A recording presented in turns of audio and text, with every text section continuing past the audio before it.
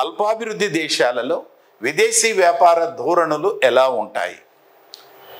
అభివృద్ధి చెందుతున్నటువంటి దేశాలు కానీ, అల్పాభివృద్ధి దేశాలు కానీ, వెనుకబడిన దేశాలలో కానీ విదేశీ వ్యాపారము ప్రతికూలంగా ఉంటుంది.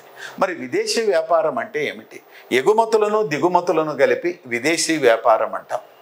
అభివృద్ధి చెందుతున్న భారతదేశము లాంటి దేశాలలో ఎగుమతులు దిగుమతుల ధోరణులను పరిశీలిస్తే ఎగుమతులన్నీ కూడా ప్రాథమిక ఉత్పత్తులైన వ్యవసాయ ఉత్పత్తులు, ముడి ఖనిజాలు, ముడి సరుకులు మొదలైనటువంటివి ఉంటాయి. అదేవిధంగా పెద్ద ఎత్తున వినియోగపు వస్తువులను, మూలధన వస్తువులను, మొత్తంగా తయారు చేసిన ఉత్పత్తులను దిగుమతి చేసుకుంటూ ఉంటాం. మరి మన దేశాలలో కానీ అల్పాభివృద్ధి దేశాల్లో ఎగుమతులు చూస్తే ప్రాథమిక ఉత్పత్తులు, ముడి సరుకులు మొదలైనటువంటివి ఉంటాయి.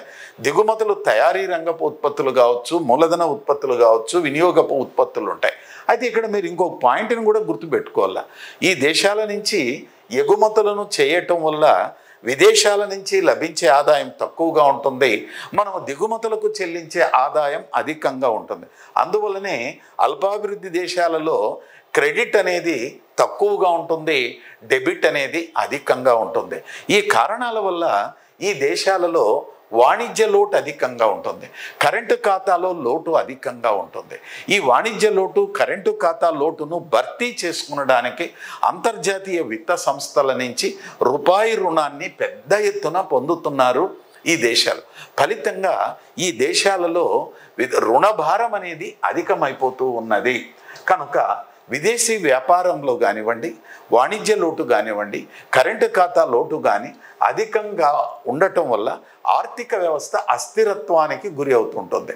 మరి ఉదాహరణకి అంతర్జాతీయంగా సంభవించినటువంటి సంఘటనల ప్రభావం ఈ దేశాలపై ఉంటుంది. ఉదాహరణకి రీసెంట్గా చూస్తే రష్యా ఉక్రెయిన్లపై దాడి జరిగితే భారత ఆర్థిక వ్యవస్థ విలువెల్లాడింది. అమెరికాలో ఆర్థిక సంక్షోభం వస్తే భారత ఆర్థిక వ్యవస్థ దెబ్బతిన్నది. అందువల్ల ఎందుకంటే మన ఎగుమతులు తక్కువగా ఉంటున్నాయి, దిగుమతులు అధికంగా ఉంటాయి, మనం చెల్లించవలసిన డబ్బులు అధికంగా ఉంటాయి. అందువల్ల ఈ దేశాలలో విదేశీ వ్యాపారము ప్రతికూలముగాను